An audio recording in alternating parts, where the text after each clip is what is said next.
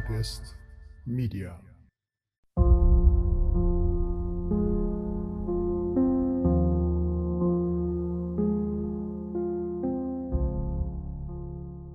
የሀገራዊ ምክክር ኮሚሽኑ አንድ ኮሚሽነር በራሳቸው ፈቃድ ከኃላፊነት መልቀቃቸው ከተሰማ ወዲህ በርካቶች በኮሚሽን መስሪያ ቤቱ ላይ ያላቸው እምነት እየተሸረሸረ መምጣቱን አመላካች ጉዳዮች እየታዩ ነው።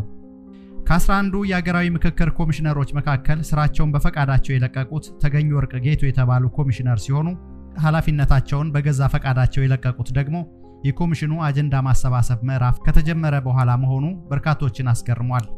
ኮሚሽነሩ የምክክር ኮሚሽኑ ስራዎችን ሳያጠናቅቅ ኃላፊነታቸውን የለቀቁት ይበቃኛል በሚል ምክንያት መሆኑ ከተሰማ በኋላ ኃላፊነታቸውን ለመልቀቅ ባቀረቡት በዚሁ ምክንያት ላይ የህዝብ ተወካዮች ምክር ቤት ለኮሚሽኑ በሰጠው የሥራ ጊዜ ልክ ማገልገላቸው በቂ መሆኑን መጥቀሳቸውን በመግለጽ ነው። ወትሮንም ቢሆን ከዚህም ከዚያም ትችቶች ሲነሱበት የከረመው የሀገራዊ ምክክር ኮሚሽን አንድም የተሟላ ስራ ሳይሰራ የተሰጠው የ3 ዓመት ጊዜ ተጠናቀቀ መሆኑ ደግሞ የወቀሳው ትክክለኛነት ሚዛን እየደፋ ነው። ኮሚሽኑ በማቋቋሚያ አዋጁ የተሰጠውን የ3 ዓመት የሥራ ጊዜ አጠናቆ ተጨማሪ የ1 ዓመት ጊዜ ተጨመረለት ባለፈው የካቲት 2017 ዓመተ ምህረት ቢሆንም ኃላፊነቱን በጊዜ ማጠናቀቅ ተስኖት እየተውተረተረ ነው። በሚቀጥለው 1 ዓመትስ ከምርጫ 2018 በፊት ቀሪ ስራዎችን ያጠናቅቃል ወይ የሚለው ጥያቄ አጠራጣሪ ነው። ባለፈው ሳምንት በርካታ ፖለቲከኞችን ያካተተ ውይይት አዲስ አበባ ውስጥ ተደርጓል። ታዲያ በዚህ ወቅት ነው ኮሚሽነር ተገኙ ወርቅ ጌቱ ከኃላፊነት በፈቃዳቸው መልቀቃቸውን የተናገሩት። ኮሚሽነሩ ከኃላፊነት የለቀቁበት ምክንያትን ጨምሮ ኮሚሽኑ የተሰጠውን ኃላፊነት በአግባቡ መወጣት ለምን ተሳነው የሚሉና በቅርቡ ያሰባሰባቸው አጀንዳዎች እንዲሁም በኢትዮጵያ ሕገ መንግስት ላይ የሚነሱ ጥያቄዎችና ተያያዥ ርዕሰ ጉዳዮችን በዛሬው ልዩ ዘገባችን እንመለከታለን።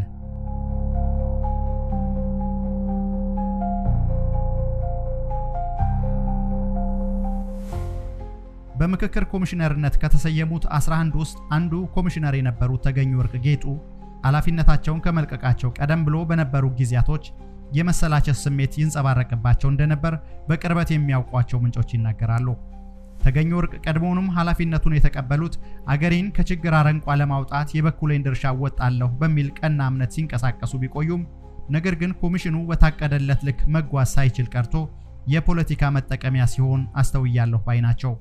በሀገራዊ ምክክር ኮሚሽን ማቋቋሚያ አዋጅ ኮሚሽነሮች በገዛ ፈቃዳቸው ከኃላፊነት መልቀቅ እንደሚችሉ አዋጁ ይደነግጋል። አዋጁ ማንኛውም ኃላፊነቱን በገዛ ፈቃዱ መልቀቅ የሚፈልግ ኮሚሽነር የ2 ወር የጽሑፍ ቅድመ ማስጠንቀቂያ ለኮሚሽነሮች ምክር ቤትና ለሕዝብ ተወካዮች ምክር ቤት አፈ ጉባኤ በማስገባት ሊለቅ ይችላል በሚል ሰፍሮ ይገኛል። በዚህ አዋጅ መሰረት አንድ ኮሚሽነር ከኃላፊነት ሲነሳ ወይም ሲለቅ ወይም በሞት ምክንያት ሲለይ አዲስ ተሿሚ የሚተካ ሲሆን በቦታው የተተኪ ኮሚሽነር ሹመትም የሚሰጠው በሕዝብ ተወካዮች ምክር ቤት ተተኪው ከዚህ ቀደም ተጠቁመው በኮሚሽነርነት ካልተሾሙ እጩዎች መካከል ተመርጦ እንደሚሾም ተደንግጓል። ምንም እንኳን ተገኙ ወርቅ ጌቱ ኃላፊነታቸውን አስረክበው ከተሰናበቱ ጥቂት ወራት ቢቆጠሩም ይህ ዘገባ እስከተጠናቀረበት ዕለት ድረስ በአዲስ ኮሚሽነር አልተተኩም። አዋጁ በሚፈቅደው አሰራር መሰረት ለምን ተተኪ ኮሚሽነር እንዳልተሾመ የኮሚሽኑ ምንጮች እንደሚያስረዱት እስካሁን ባለው ሂደት አስፈላጊ ነው ተብሎ ትኩረት ስላልተሰጠው እንደሆነ ተጠቁሟል።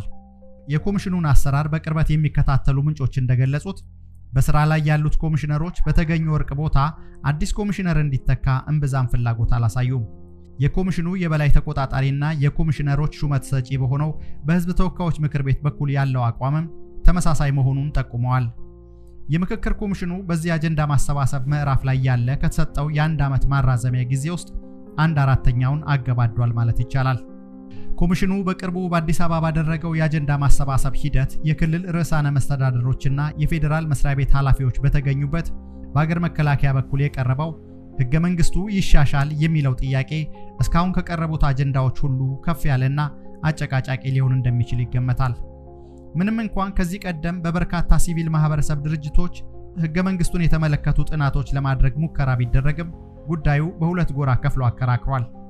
በቅርቡ መንግስታዊው የፖሊሲ ጥናት ኢንስቲትዩት የሕገ መንግስት ማሻሻያ አስፈላጊነት ላይ ያቀረበው የጥናት ውጤት ጊዜውን ያልጠበቀና ግልጽነት የጎደለው ነው ሲሉ የፌዴሬሽን ምክር ቤት አፈ ጉባኤ አገኘው ተሻገር አጣጥለውት እንደነበር አይዘነጋም። አፈ ጉባኤ አገኘው ተሻገር በፖሊሲ ጥናት ኢንስቲትዩት የተጠናውን የጥናት ውጤት አስመልክተው በሰጡት ማብራሪያ ሕገ መንግስቱ የፖለቲካና የሕግ ሰነድ መሆኑን መረዳት እንደሚያስፈልግና ከነባራዊው ሁኔታ አንጻር ጥናቱ በችኮላ መሰራት የነበረበት አይደለም ብለዋል።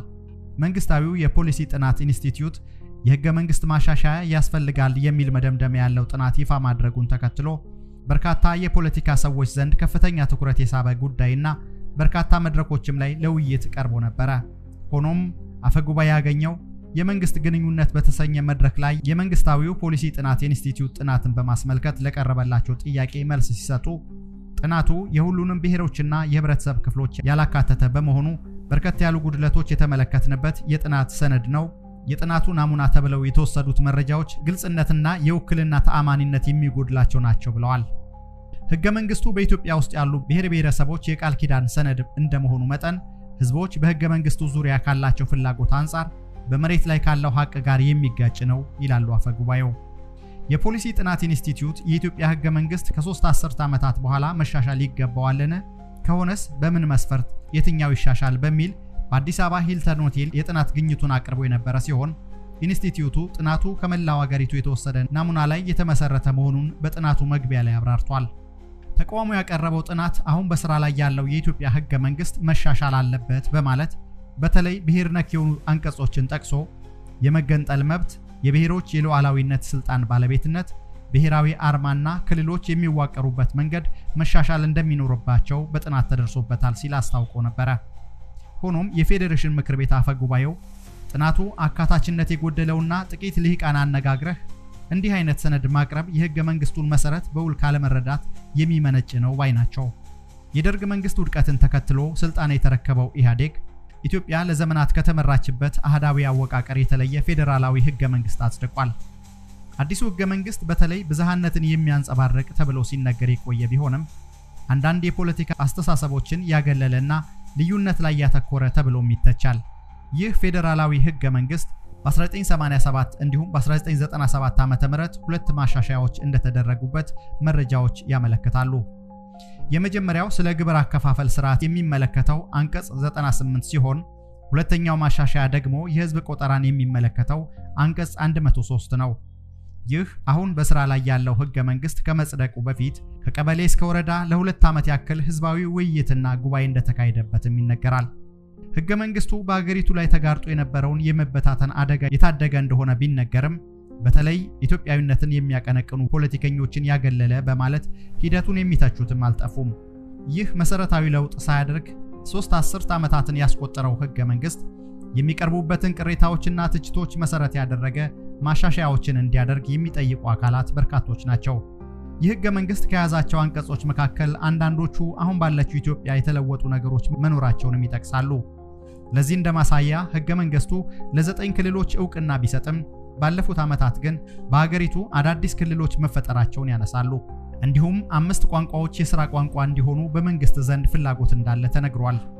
በአገር ውስጥ በተለያዩ ምሁራንና ፖለቲከኞች የሚነሱ የህገ መንግስት ማሻሻያ ጥያቄዎችን ለመመለስ በሚል በፕሮፌሰር በየነ ጴጥሮስ ሲመራ የነበረው የኢትዮጵያ ፖሊሲ ጥናት ኢንስቲትዩት ጥናት ማካሄዱ ቢነገርም ተቋሙ ነቃፊዎችም ደጋፊዎችም አፍርቶ በርካታ ሐሳቦች ተሰንዝረውበታል። የጥናቱ ውጤት ይፋ ከሆነም በኋላ ትችታቸውን የሰነዘሩ አካላት እንዳሉ ሁሉ ደግፈው አስተያየታቸውን የሰጡ ወገኖችም ነበሩ። ለመሆኑ ጥናቱ እንዴት ነው የተካሄደው? ምን ያክል አካታች ነው?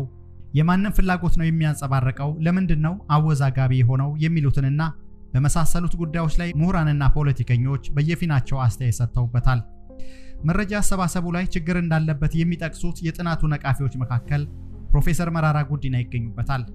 የኦፌኮ አመራርና አንጋፋ ፖለቲከኛ የሆኑት ፕሮፌሰር መራራ ታማኝነቱ ላይ ጥያቄ ያስነሳል በማለት ጥናቱ በአግባቡ እንዳልተካሄደ ይናገራሉ። ፕሮፌሰር መራራ ጉዲና በጣም ያስገረመኝ ነገር 120 ሚሊዮን ህዝብ ባለበት ሀገር ወደ 1000 ሰው አናግረናል ነው የሚሉት። አብዛኛውን ማለትም 80% ከተሜ መሆናቸውን አጥብቀው ሲተቹ ተደምጠዋል። አብዛኛው ሰው የኢትዮጵያ ህዝብ ማለትም 85% ገጠር ውስጥ እንደሚገኝ እየታወቀ ይህንን የመሰለ ትልቅ ስህተት ተሰርቷል ሲሉ ጥናቱ የስነ ዘዴ ችግር እንዳለበት ያስረዳሉ። ፕሮፌሰር መራራ አክለውም ለምሳሌ ጥናቱ በኦሮሚያ ክልል የት ነው የተካሄደው? የፖለቲካ ጨዋታ ነው የሚመስለው በማለት የጥናቱን ሂደት ስነ ዘዴውና ውጤቱን አጣጥለዋል። በሌላ ወገን ደግሞ ዶክተር ሲሳይ መንግስቴ በበኩላቸው የክልሎች አደረጃጀትን ካየን ቋንቋና ብሔርን መሰረት ያደረገ ነው እንጂ መልክዓ ምድራዊ አቀማመጥን ወይም አስተዳደራዊ ፍትህ የራስ በራስ ማስተዳደር አቅምን፣ የተፈጥሮ ሀብትን፣ የሰው ሀብት ስምሪትን፣ የህዝብ ብዛትን፣ የቆዳ ስፋትን እንደ መስፈርት አልወሰደም በማለት በስራ ላይ ያለውን የፌዴራል ስርዓት ቅርጽ ይተቻሉ። ስለዚህ እንደ ማስረጃ የሚያቀርቡት መከራከሪያ አንድ አይነት ቋንቋ የሚናገር ህዝብ በትልቅ ክልል ውስጥ እንዲካተት ተደርጓል፣ የሆነ ትንሽ ክልል ደግሞ ተፈጥሯል። ይሄ አንዱ ችግር ተደርጎ ሊወሰድ ይችላል በማለት በመልክዓ ምድር አስተዳደራዊ አመቺነትና የህዝቦችን አሰፋፈር መሰረት ያደረገ እንዲሆን በሚል የጥናቱን ዋና ምክረ ሐሳብ ይደግፋሉ። ፕሮፌሰር መራራ በበኩላቸው አጥኚዎቹ ከገጠር ህዝብ ይልቅ በከተሞች ላይ ማተኮራቸውን እንደ ምሳሌ በመጥቀስ መደምደሚያው ሆን ተብሎ ወደሚፈለገው ውጤት እንዲያዘነብል አድርገዋል ብለው ይተቻሉ። በውጤቱ ላይ ፕሮፌሰር መራራ ጥያቄ አንስተዋል። እንደርሳቸው መከራከሪያ ስንት የሰው ህይወት ጠፍቶበት በቅርቡ በስንት መከራ ክልል የሆነው የሲዳማን ክልል አንድ የሲዳማ ተወላጅ ክልል ይፍረስ ብሎ ሐሳብ ይሰጣል ማለት የማይመስል ነው ይላሉ። ሌላኛው የጥናቱ ግኝት ለምሳሌም የአፋር ክልል ይፍረስ ብሎ መልሷል ይላል። ይህን ለማመን የሚከብድ ነገር ነው በማለት ውጤቱ ላይ ፕሮፌሰር መራራ ጥያቄ አንስተዋል። ሌላኛው በህገ መንግስቱ ዙሪያ ጥናት ያስጠናው አፍሮ ባሮሜትር የተሰኘ ተቋም ነው። የአፍሮ ባሮሜትር 8ኛ ዙር ጥናት ኢትዮጵያውያን ህገ መንግስቱ እንዲሻሻል ከአማርኛ በተጨማሪ ሌሎች ቋንቋዎችንም በፌዴራል የሥራ ቋንቋነት እንዲካተቱ የጠቅላይ ሚኒስትር የስልጣን ዘመን እንዲገደብ በሚሉ ጉዳዮች ላይ እንደሚስማሙ ጠቁመዋል። ህገ መንግስቱ አሁን ባለው ይቀጥል ወይስ ይሻሻል በሚለው ላይ ከጥናቱ ተሳታፊዎች 66 በመቶዎቹ መሻሻል አለበት ያሉ ሲሆን 18 በመቶዎቹ ባለበት ቢቀጥል 11 በመቶ ደግሞ በአዲስ መተካት አለበት ማለታቸውን ጥናቱ አመልክቷል።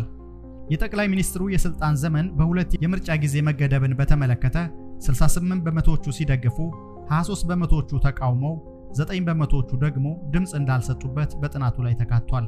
ገለልተኛ የሆነ የህገ መንግስት ፍርድ ቤት ማቋቋም በሚለው ላይ 55 በመቶ ሐሳቡን የደገፉ ሲሆን 25 በመቶ ተቃውሞታል።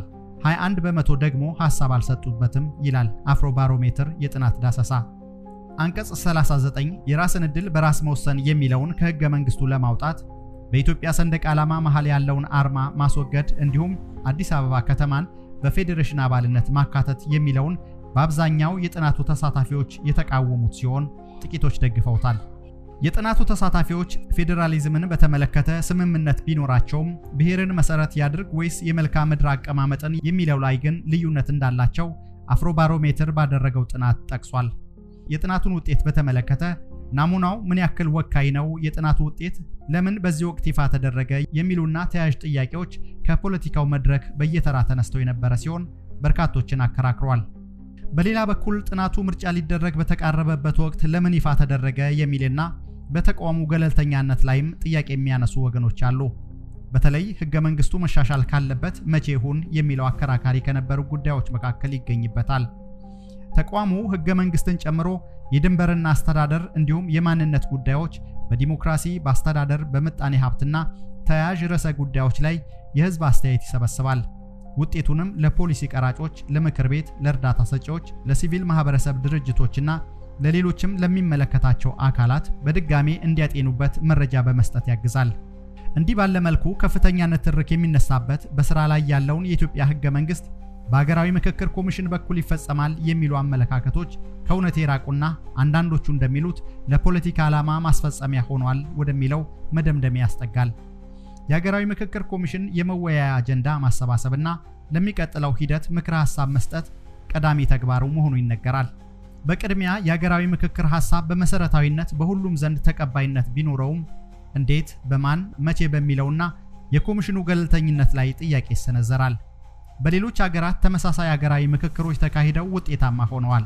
በእኛም ሀገር ቢካሄዱ ጥሩ ነው ከሚል መንግስት መርጦ በሾማቸው ኮሚሽነሮችና የምክክር ሂደቱ ላይ ተቃዋሚዎች እምነት ማሳደር አልቻሉም። የሌሎች ሀገራት ብሔራዊ ምክክር ተሞክሮች እንደሚያሳዩት እነዚህ ምክክሮች የተካሄዱት በሀገር አንድነት ቀጣይነት፣ በቋንቋ፣ በሰንደቅ ዓላማ፣ በሀገር አመሰራረትና ሀገራዊ ታሪክ፣ ህገ መንግስትና ሌሎችም መሰረታዊና ዝርዝር ጉዳዮች ላይ ነው። ምክክሮቹ ውጤታማ የሆኑት በመተማመን ላይ የተመሰረቱ የፖለቲካ ርዕዮተ ዓለም ልዩነትን ለማጥበብ፣ የፖለቲካ ስልጣን ተጋሪነትን፣ የኢኮኖሚ ተጠቃሚነትና የማህበራዊ አካታችነትን ለማረጋገጥ የተደረጉ ምክክሮች በመሆናቸው ነው። ኢትዮጵያ ውስጥ ሀገር እንደ ሀገር እንዳይቀጥል ከሚፈልጉ ግለሰቦችና ቡድኖች አንስቶ በምክንያት ላይ ሳይሆን በቀጥታ ከጥቅም ጋር በተያያዘ ሀገር ለማፍረስ የተነሱ በጥላቻ ትርክት ላይ በመመርኮዝ የሀገር ህልውና እንዲናጋና የራሳቸውን ግዛት ለመመስረት የሚፈልጉ የሀገሪቱን መኖር ከራሳቸው የስልጣንና ጥቅም ፍላጎት ጋር ብቻ አቆራኝተው የሚመለከቱ የዘር የፖለቲካ አመለካከት ለምክንያታዊ የፖለቲካ የማህበራዊና ኢኮኖሚያዊ መስተጋብር ባይተዋር ያደረጋቸው ግለሰቦችና ቡድኖች መኖራቸው ግን በቅድሚያ ሊታሰብበት የሚገባ ጉዳይ መሆን አለበት። ውድ የማግስት ሚዲያ ቤተሰቦች፣ የምክክር ኮሚሽኑ በቅርቡ ያደረገውን የአጀንዳ ማሰባሰብ በተለይ ህገ መንግስቱና የሀገሪቱ የፌዴራል ስርዓት አወቃቀር ላይ የተነሳውን አጀንዳ በማስመልከት ያሰናዳንላችሁ ዝግጅት ይህን ይመስላል። ሰላም።